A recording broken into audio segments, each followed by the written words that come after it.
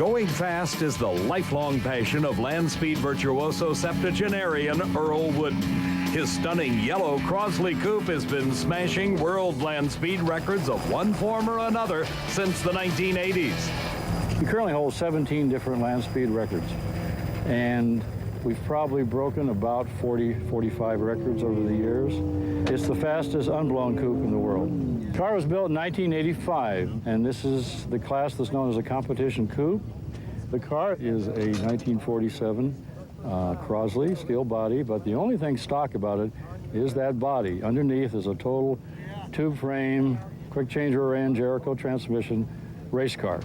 The engine is a General Motors DRCE, which stands for Drag Race Competition Engine. It's the same basic block and heads they use in pro stock racing. When I first started doing this, there was a fair amount of fear. Now, that's the word. Some people say nerves, but it's fear. And then the more you do it, the more you become used to it, like so many other things.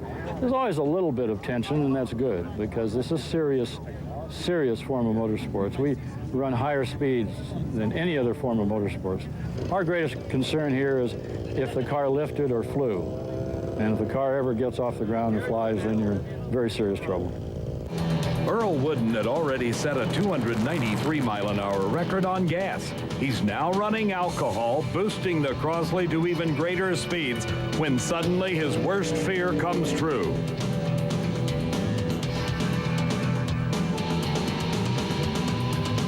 The SCTA makes safety a priority, and Earl escapes serious injury. Earl invited us to his garage he shares with fellow racer Ken Walkie to tell us what happened. Very good run. We were going straight as an arrow, and the car was handling right. And then about the 4th mile into it, the car started moving around quite a bit, and then we lost a tire. And then we also might have had some lift in the front. Got air under the car, and the car took off.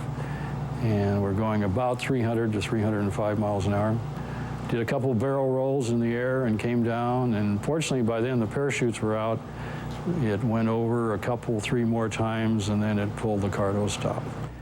Basically, I was knocked out during the crash, but when it finally landed and stopped, I came to and actually crawled out of the car and then fell over. I went to the University of Utah Medical Center, great facility, and I had a lot of trauma to the trunk, a lot of soreness in the muscles, 4 broken ribs, a broken toe. But basically, I was okay. There was no injuries to the spine or the neck, and I was extremely fortunate.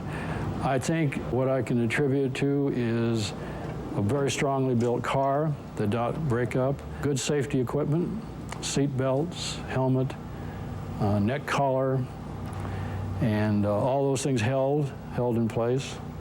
And the fact that I'm in pretty good shape for my age. I think to withstand a 300-mile-an-hour crash, you have to be in reasonably good condition.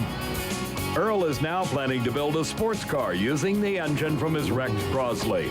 The dedication of Earl Wooden, the SCTA, and all of the competitors at Bonneville ensure that land speed racing will remain one of the great classic forms of motorsport.